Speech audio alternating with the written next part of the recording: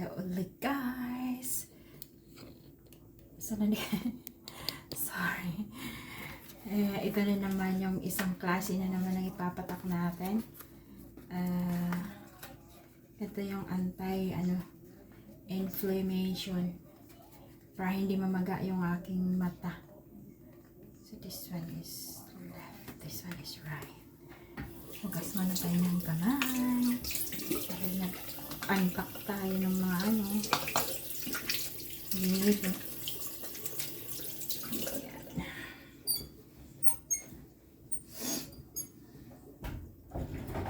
Parang gumagalaw yung yung left eye. Yung left eye ko parang mas mabagal mag-heal kaysa sa right eye ko. So yan. Yan na natin. Patakan natin.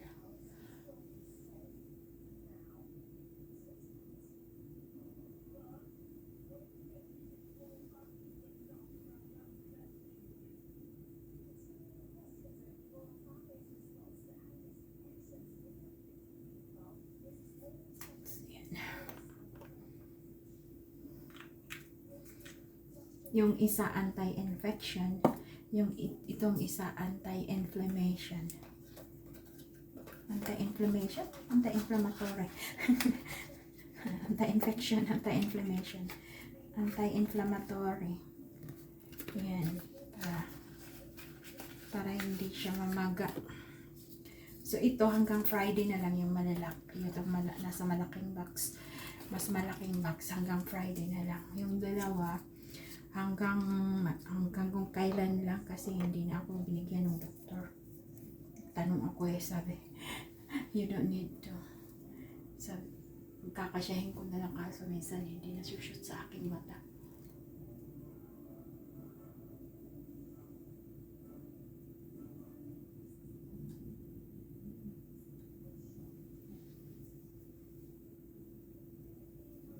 Ayan.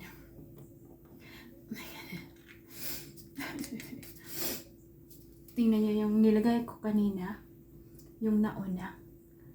Nagano siya parang muta nagiging yellow. Ayan, kung nakikita niyo. Merong maliit kasi hindi ko siya pinapahid pag hindi ko pinapahid doon sa loob ng aking mata. Hinahayaan ko lang siya. Hanggang lumabas ko yung lalabas, dito ko na pinapahid sa labas. And then ano pa ba? Tapos kanina natulog na yung excess. Ayan, tagalin ko na lang yung naiwan yung tissue. Akala ko kung ano. Ayan. Ayan.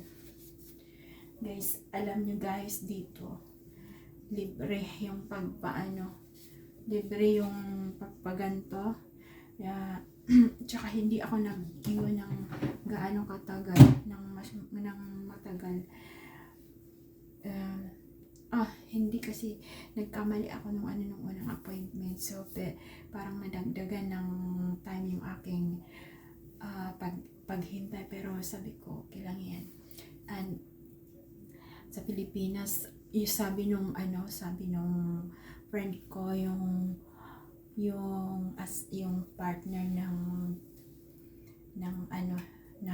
kapatid niya, nagpa-laser. At ito kasi sa akin parang manual lang. I'm not so sure, manual lang yata yun kasi parang nakikita ko yung ginaganyan. So laser I think 40,000 isang mata lang. Samantala dito wala akong binayaran. And then binigyan pa ako nito pangpapatak. Walang bayad ito. Ito ay libre. Siguro hindi naman libre kasi nagbabayad naman ako ng tax.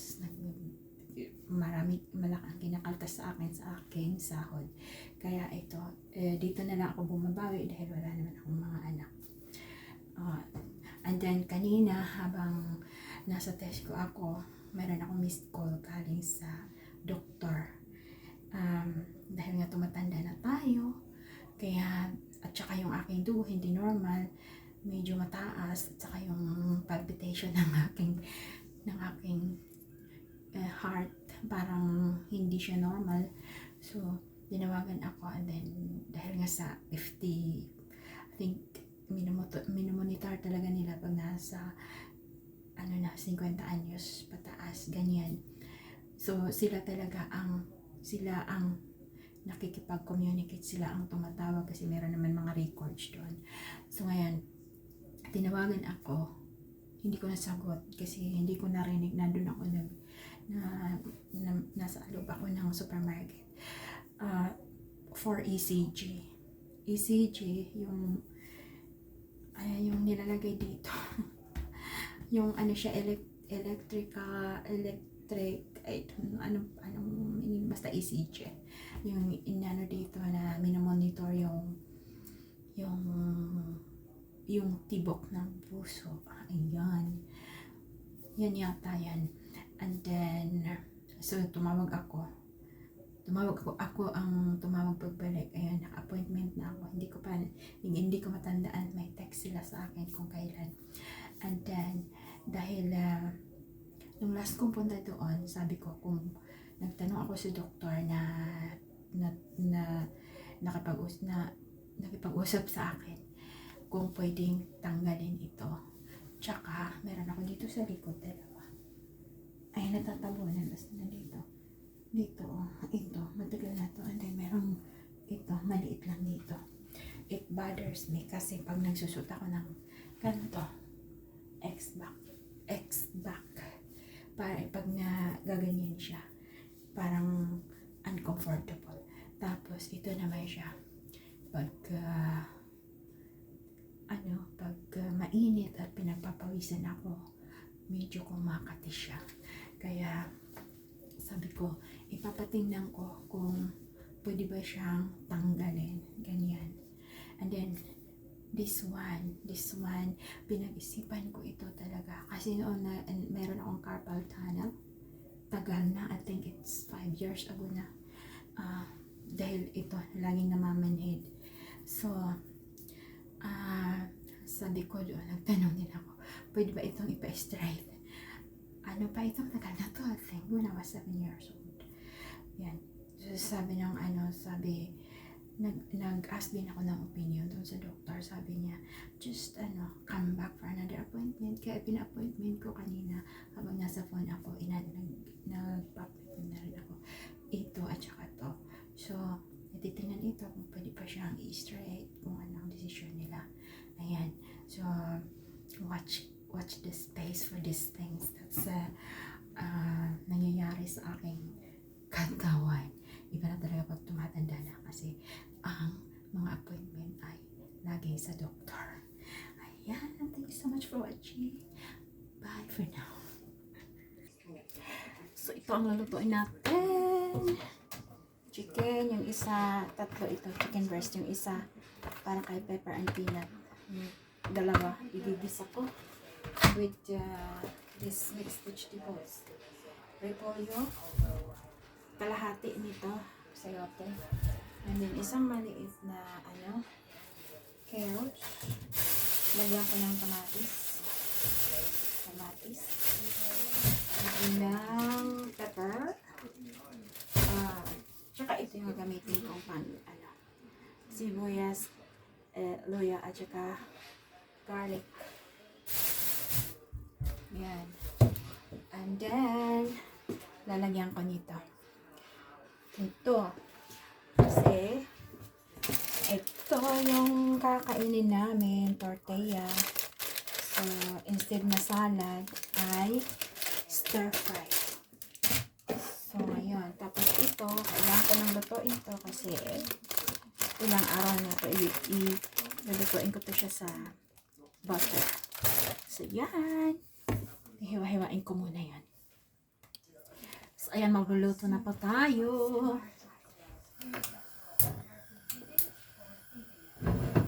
So, ayan, repolyo at saka carrots. Cause chicken. Ito.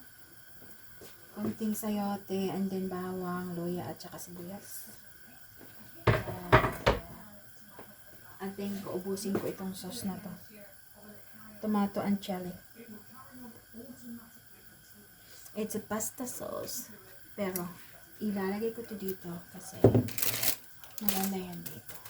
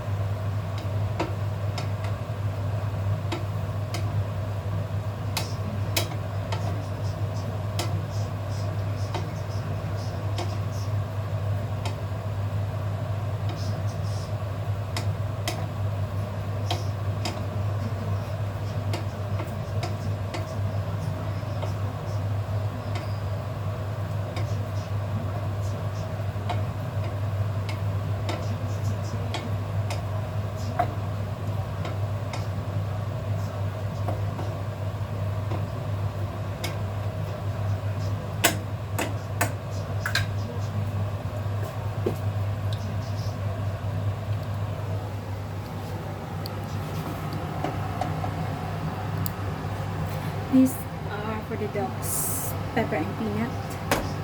This one is just spinach, and it's the chicken and mixed vegetables. So yan yung ating hapunan ngayon. So this one, let's go with this.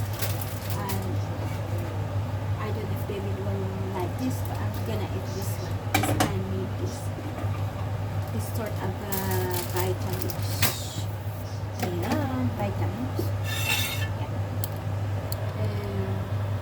Hindi na ako magagawa ng salad kasi madami na to. Ito pa na marami na. Tapos kung na ang kakain nito o dito, ito marami na to. Meron pa matitira nito for tomorrow. Baka pag may natira pa, edi freezer ko maybe. Or kakainin namin bukas. Ayan. So, ayan, i-post ko muna.